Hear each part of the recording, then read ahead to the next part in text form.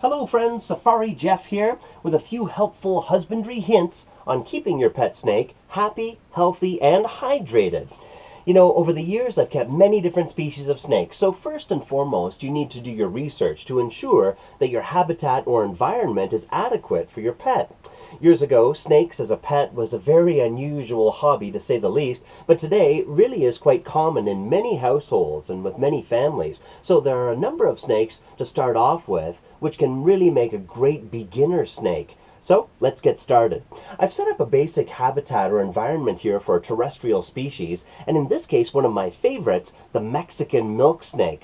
The tricolored milk snakes are common all throughout North, South, and Central America. They come in a variety of colors and patterns, and in this case, a snake which mimics that of the deadly coral snake, but really is quite harmless, a constrictor naturally, and more of a nocturnal creature.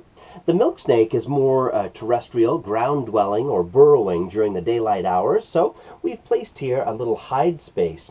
And in this case, a hide space which enables us to observe the snake as well, so a great setup for the kids.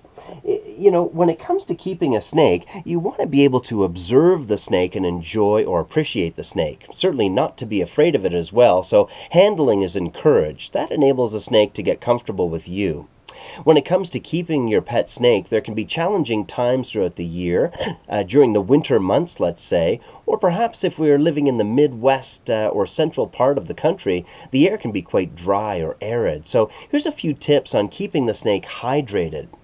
You know, when it comes to keeping your snake hydrated, first and foremost, a clean water dish with a fresh, clean water supply. And, of course, lots of food and nourishment.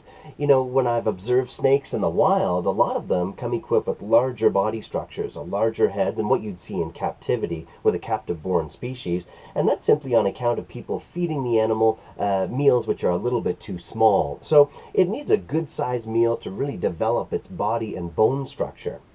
When it comes to shedding, you know, snakes generally will shed in one piece. This is a telltale sign of a healthy species or a healthy creature. We're going to borrow this little guy once again.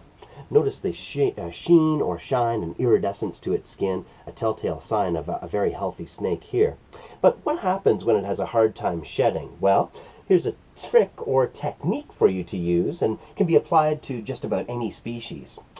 I like to take a cloth bag, a simple pillowcase seen here, and taking your pet, removing it from its habitat, placing it inside of that pillowcase comfortably.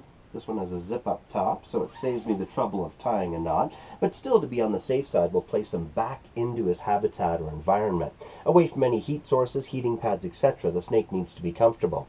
And then a gentle mist all around that cloth bag, just to saturate it enough to maintain moisture throughout the night.